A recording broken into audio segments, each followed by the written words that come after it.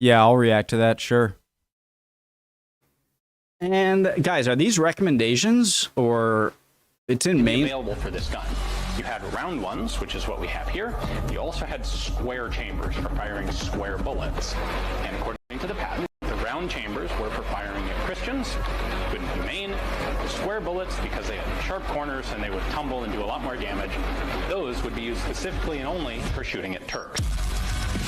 Jesus Christ. I do love Doom music. Okay,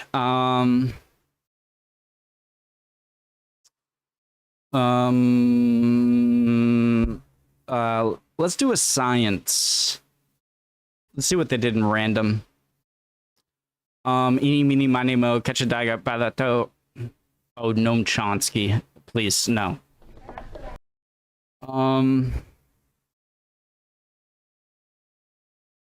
Guys, the original link to the video that I am going to post. Imagine traveling in a... Yeah, let's go. Let's do this. I'm dizzy. I'm down.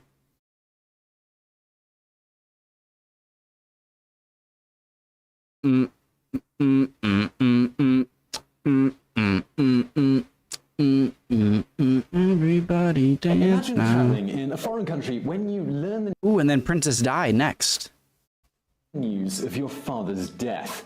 Now imagine that that death means you are now at the helm of the British Empire. This is how Queen Elizabeth II discovered that she would no longer be a princess, but instead would be the queen of the most powerful empire in history. He was in South Africa at the time, right? Years old and would soon become the head of one of the world's most powerful monarchies, a post she would hold for much of the 20th century. Elizabeth wasn't even supposed to be queen, but as the old saying goes, when humans plan, God laughs.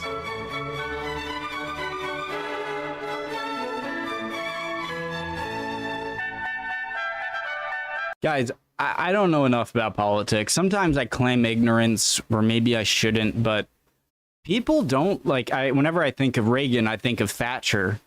And, like, why do so many people in the US hate Reagan, and so many people in the UK hate Thatcher? When, like, I see little clips of them, they're, like, smiling, and smiling equals good. Doesn't make sense. Don't hurt me. Elizabeth was born on April the 21st, 1926 to the Duke and Duchess of York. Her father, Prince Albert, was at that time the second in line to the monarchy, following the current king, George V, and his older brother, Edward, Prince of Wales. And should her parents, King George... Guys, is that George? If you didn't hear it, is that George V, or is that Tsar Alexander? Because they look exactly the same. Is it Alexander? The guy, his like cousin, Russian Tsar. George V and his older brother, Edward, Prince of Wales. And should her parents or Prince Albert have had a son, the male heirs would jump ahead of Elizabeth in the line of succession. It was Elizabeth's uncle, Edward, the Prince of Wales, whose behavior altered this line of succession. The American... With an American divorcee, Edward abdicated the throne in 1936 amid a public uproar about his love life. Elizabeth's father became King George VI, and Elizabeth became the next in line to the throne at the age of just 10. Reportedly, Elizabeth's younger sister Margaret told her, "Poor you," upon learning the news of the new line of succession. Now, before the family was thrust into the role of monarchs, Elizabeth, Margaret, and their parents lived a relatively quiet life, split between homes in London and the countryside. Elizabeth was educated. That must be the greatest, easiest life of all time, of being like the younger sister or brother of the future king. Like Prince Harry, well, he left. Or Prince, Harry. The easiest job. Like, you don't have to... It's like you have all of the perks of the lifestyle, but none of the responsibility, really. At home by a governess. She wasn't around children her own age, with the exception of cute her girl sister, when she was young. which was a somewhat lonely experience that she tried to avoid for her own children. During these lessons, Elizabeth enjoyed learning about history and also showed herself to be a responsible and organized child. She even insisted on properly setting up her toy horses before bed each night, making sure that each was unsaddled and fed.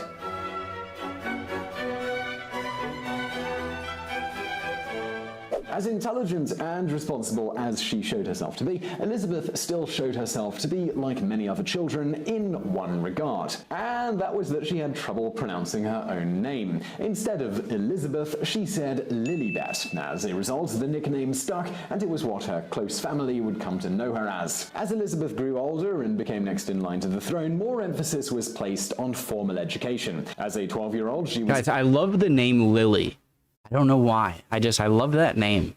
Taught constitutional history from a member of Eton's faculty, and the Archbishop of Canterbury was her religious instructor. It wasn't exactly what you'd call a typical education, but it wasn't all dry scholastic studies. Being the daughter of the king certainly did have its perks. To help Elizabeth's social reach and outdoors education, a Buckingham Palace chapter of the Girl Guides was started. Each Wednesday afternoon, 20 fortunate girls were welcomed to the palace to take part in outdoors-orientated activities and be part of the future Queen's social circle. Who was it? Prince Margaret or Prince Anne? Like Princess Margaret or Princess Anne? I forget which one. Babe. Freaking Babe. I think. Which one was it? Very attractive. Sorry if that was that rude.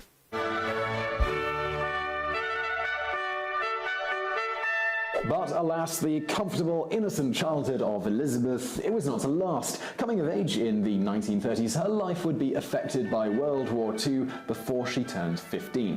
By 1939, England was at war, and though pressure mounted to send Elizabeth and Margaret to Canada, their mother would hear of no such thing. Instead, they were sent to live at Windsor Castle in 1940. This served two purposes: keeping Elizabeth and Margaret safer than they might otherwise be in London, but also helping to show the strength of the country in a time of terrible upheaval and fear.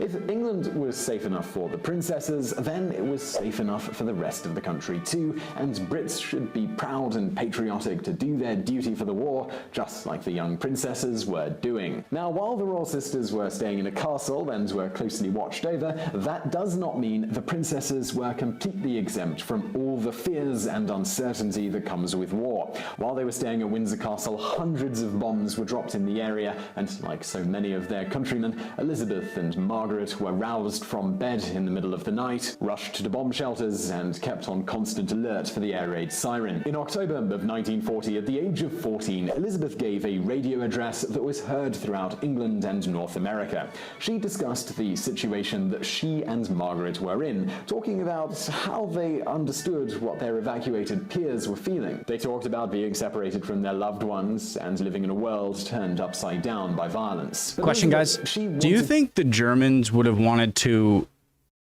like, I'm trying to think, if you're a German and you hear, like, you're a German officer and you hear of a successful British air raid that killed some of the royal family, including like the Queen, the next in line, it's like another person's gonna succeed the throne after that, and you're just gonna make British soldiers want to kill you even that much more than they already do.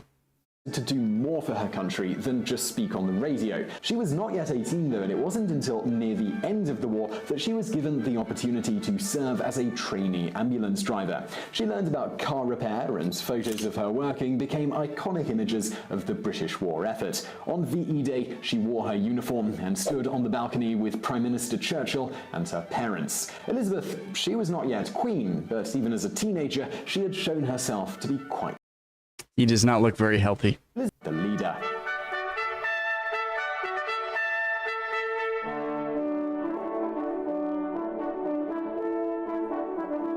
Philip. So the war ended in 1945, but its aftermath remains, even for royalty. When Elizabeth married 2 years after the end of the war, she purchased the fabric for her wedding gown using ration coupons. But that didn't mean her dress was a dreary affair. It was made of silk and decorated with over 10,000 pearls. Her groom, well, that was Prince Philip of Greece, a man who'd been in and out of Elizabeth's life since she was 13 years old. As second cousins, they saw each other at family functions throughout their lives. Teenage Elizabeth, she'd been intrigued by Philip since meeting him in her early... Second cousins. So your second cousin, so your cousin is your dad or mom's sister or brother. They're your aunt or uncle's children. So your second cousin would be your cousin's cousin, but then you're not related to them at all. Well, actually,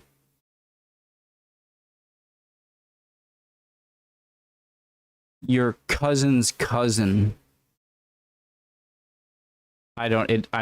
Whenever it's like twice removed or second cousin, my brain just goes mush. I can't understand. Teens, but it was when Elizabeth was 17 and he was 22 that the prince began to consider marrying her. Now, as we did mention, they were second cousins, but such a marriage between cousins is hardly unusual for royalty. Philip was born in Greece and was a member of the line of succession to the Greek throne. However, he gave up his position in the line of succession to become a naturalized British citizen. The night before their wedding, he was made the Duke of Edinburgh. The two they announced their engagement in July of 1947, celebrating the happy occasion with a garden party. In photos from the party, Elizabeth is unabashedly excited, while Prince Philip gazes down at her adoringly. Only 4 months later, in November of 1947, the two were married in a ceremony at Westminster Abbey. The Archbishops of Canterbury and York performed the rite, with royalty around the world in attendance. 200 million commoners were able to listen in via a BBC radio broadcast. After the ceremony, Elizabeth and Philip, with Elizabeth still wearing her wedding gown, waved to cheering crowds from the balcony. Quite Prince Philip, quite the dashing young gentleman when he was younger, huh? Good-looking guy. Palace. Shortly after, Elizabeth gave birth to their first child, Prince Charles, in 1948. A daughter, Anne, was added to the family in 1950. It would be over a decade before Elizabeth gave birth to her youngest sons, Prince Edward and Prince Andrew. As an interesting aside here, Elizabeth was serving as Queen when Prince Edward and Prince Andrew were born, which makes her the first Queen in England's history to give birth while holding the title. Victoria? Victoria never had children after she became queen. I thought her and Alfred were like famous for scuttily pooping, mating.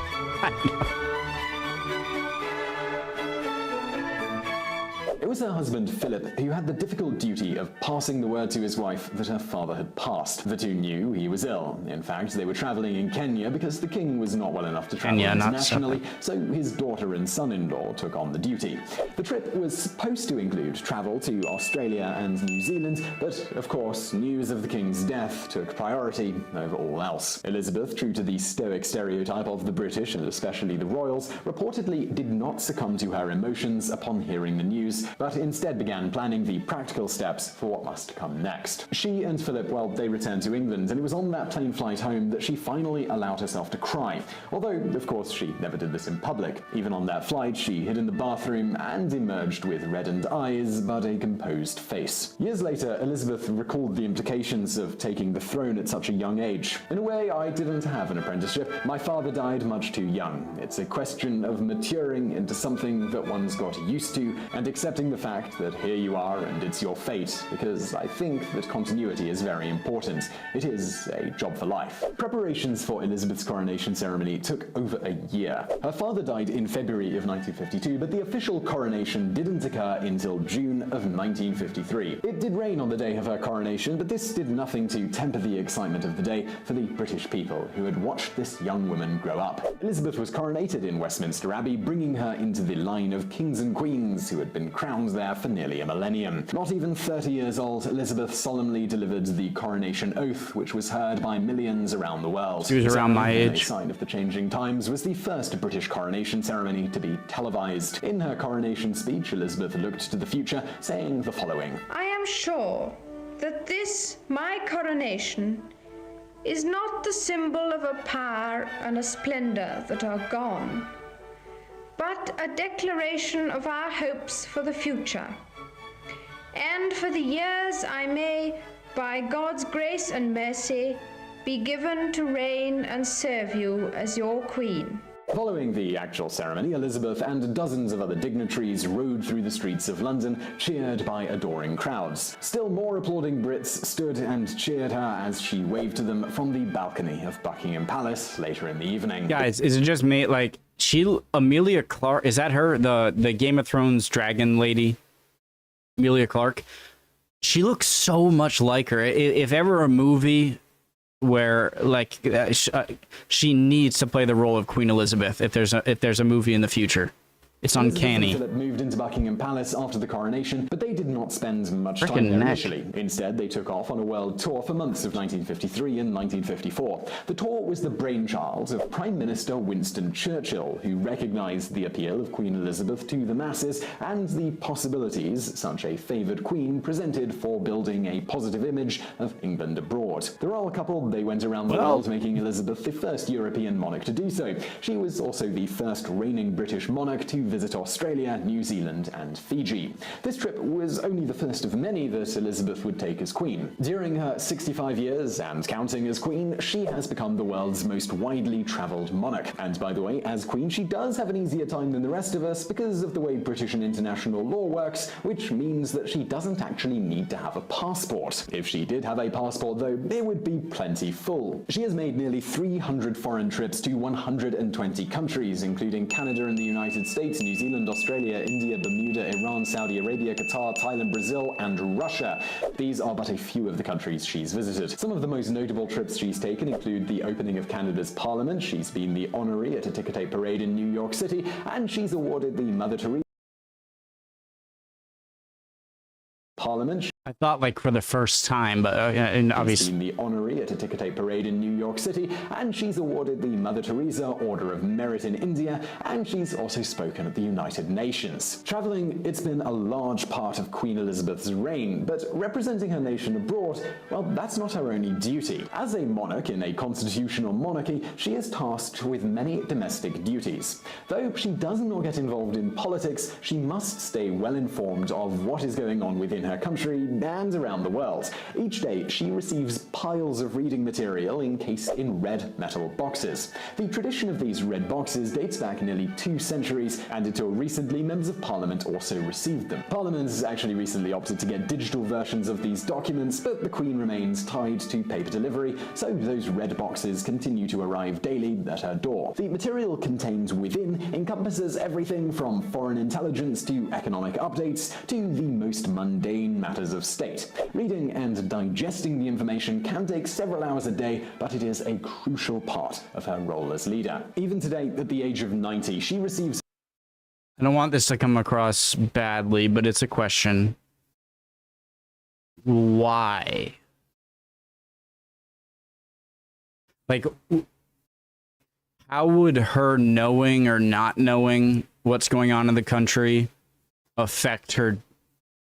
I mean, she has no duties to the government in reality. I know in practical, I know she does have some powers still to like reject certain bills or laws or stuff, but other than, you know, you're the queen of the country, it'd be good to know what's going on. But other than just having an idea of what's going on, like, does she have any duties, political duties that the reading of this stuff is necessary? It is a crucial part of her role as leader. Even today, at the age of 90, she receives her red box each day and takes the time to go through the crucial information contained within it. Queen Elizabeth's more public duties include presenting medals, issuing knighthoods, and presiding over many ceremonies that take place in a society that still has a queen. As she has aged, some of Elizabeth's duties have been passed down to her children and to her grandchildren, particularly ceremonies where the nobility receive their titles. Nice grass.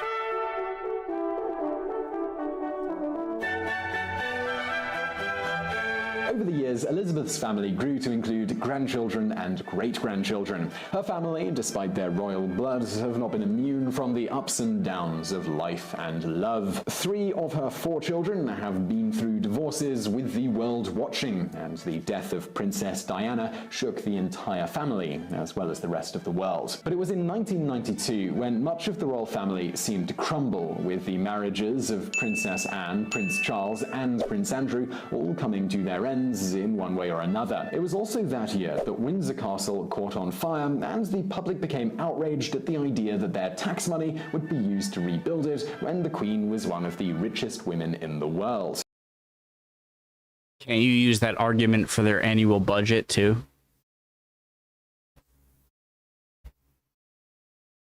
Don't get me wrong. I'm of the opinion that it would, like, I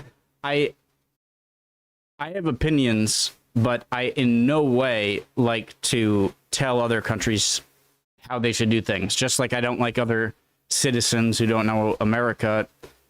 I'm not saying can't criticize, but like, it's like, yeah, no, well, you know, we'll take. But what was I even talking about? Would be used to rebuild it. Right. I mean,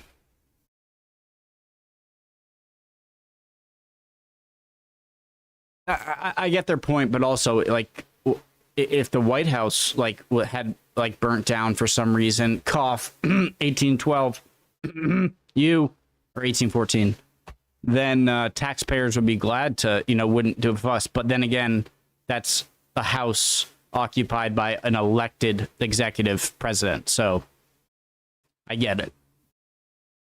When the Queen was one of the richest women in the world. I just want to reiterate, like, hereditary drop downs of very lavish lifestyles infuriates me. That goes with, you know, see, like,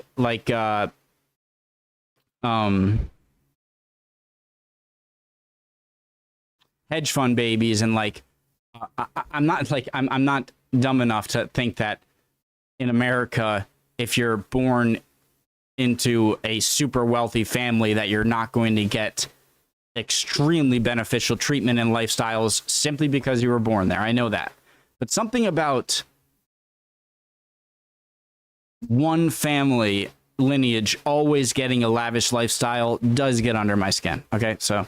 The world. That year, though, the Queen demonstrated her political acumen when it was announced that the royal family would pay for the restoration of Windsor Castle, and in a reversal of a 1,000-year-old policy, the family would begin paying their taxes.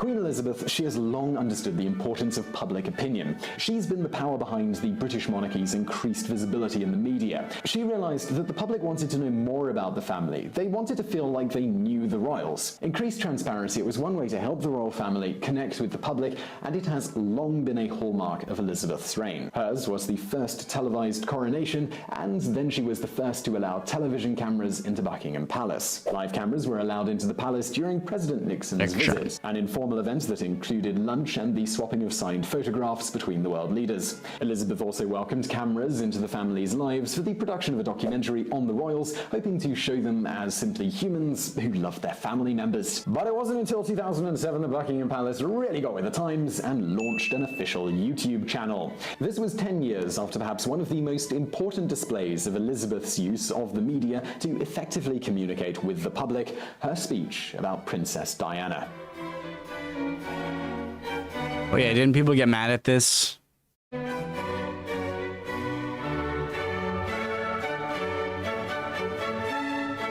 When Princess Diana died, amid the public mourning and the private grief of the family, Elizabeth broke protocol, recognizing that the country and the world needed to hear from the royal family. Princess Diana and the Queen, they were initially close. In fact, Diana even called her Mama, but over time the relationship became, at best, strained. Diana regularly broke royal protocol and aired the dirty laundry of her and Charles's personal lives. The Queen, a stoic monarch from a rather different generation, did not understand understand Diana's desire to be involved with AIDS charities or her willingness to talk publicly about the disintegration of her marriage. To this day, there are people like Diana's lover, Dodi Fayed's father, who blame the Queen and the royal family for the car crash that killed Diana and his son. When Queen Elizabeth and her family did not immediately express their grief publicly, the press and the people of the world, well, they were pretty outraged. Eventually, though, Queen Elizabeth did give a live address speaking about Diana and the tragedy of her death. The Queen, she spoke of Diana in the way most of the world viewed her.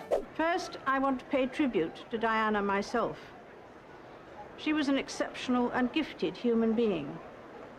In good times and bad, she never lost her capacity to smile and laugh, nor to inspire others with her warmth and kindness. I admired and respected her for her energy and commitment to others, and especially for her devotion to her two boys. While public opinion... Okay, on one hand, I know that she is a stoic person. She has to be stoic. She's lived like that her whole life. And she's been, she's grown up to believe that that's the right thing. But every single human on the planet is an expert in detecting human faces and emotions, right? It's what we do, right? No matter who you are, you don't have to agree language. Like, everyone knows what this means. Like, and it just seems like her eyes don't match her speech. I admired and respected her for her. Like, I admired and respected her. It's like, I admired and respected her. I'm not a Queen hater, okay? Rest in peace, Queen Liz, the second.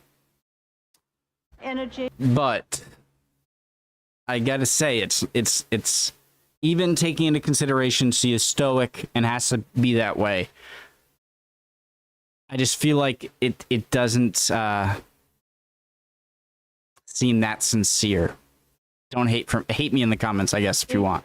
While public opinion didn't immediately fully rebound in the Queen's favor, the address was helpful in stemming the I'm sorry, and like, if that was the rebound speech, what did the original speech? Can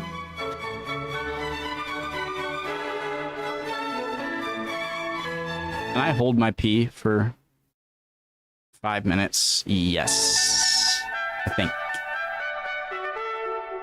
Unlike her children, Queen Elizabeth, she had a long marriage. She and Philip have the longest marriage of anyone in the royal family. 2017 actually marks their 70th wedding anniversary. Their major wedding anniversaries, they've long been celebrated in England, with their 25th being marked by a party that included other couples from around England who were also married on November the 20th, 1947. In 2007, the couple sentimentally returned to their honeymoon site in the Hampshire region of England. They, like any commoner couple might do, recreated their honeymoon photos.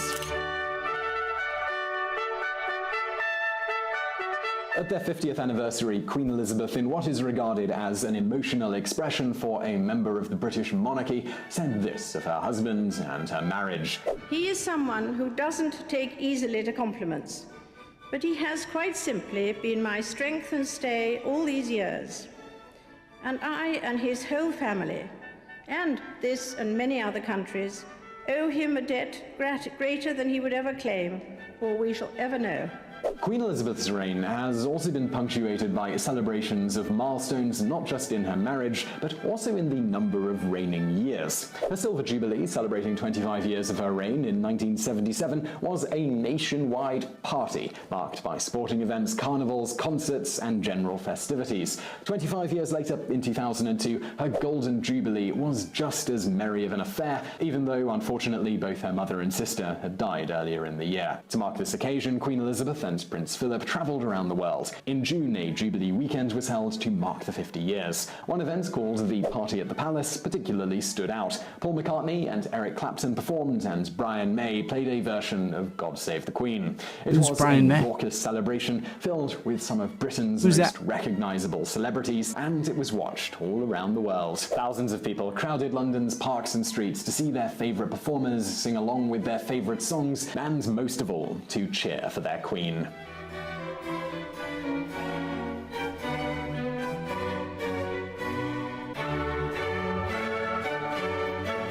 You guys ever notice how like there are like 3 stages of oldness? Maybe 2. Like there's 3 of like, okay, you're getting old, you're wrinkly, you're not as mobile, and then it's like the stage where it's like you're still with it and you're still, you know, walk somewhat normally but maybe a bit slowly. And then there's the 3rd stage where it's like they're gonna die soon. You know, it's kind of depressing, but it's noticeable. Though stoic and dutiful, Queen Elizabeth II has set herself apart as a modern monarch. She is well known to be an animal lover, and her corgis are a recognizable part of the royal family. 30, That's right? Almost as much as its human members. During her reign, she has had over 30 corgis as pets, and they have even been involved in public affairs, such as the opening ceremonies for the London Olympics. It's not James Bond, okay? The only James Bond is Pierce Brosnan. The corgis, though, they haven't always been as cute and cuddly as they look. At one point, the royal family reportedly had to bring in an animal psychologist to help improve the dog's behavior when they started nipping at the many people who were around the royal residences. The queen herself was wounded once when she found herself in the midst of 10 fighting corgis. These incidents, though, they did nothing to temper her love for animals, and the queen's corgis will forever be remembered as they are included with Elizabeth's image on such items as the Golden Jubilee commemorative coins. Apart from owning and pampering corgis, the Queen has also shown herself to be an animal lover through her support of charities. Among the charities she supports are over 4 dozen that support animals in need. She is also generous in her donations to medical charities, giving to nearly 100 of them. She also donates money to her church. Interestingly, she takes this money to the church in her purse, making Sunday the only day of the week when she carries money. Overall, it is estimated that the Queen's charitable... Okay, so is the charitable money giving to these some of these charities of her choosing, is that their personal money? Because if it's not, then why should they decide the charity? Efforts have resulted in... I didn't even have to forget that I said that. She carries money. Overall, it is estimated that the Queen's charitable efforts have resulted in over $1 billion being donated to charity.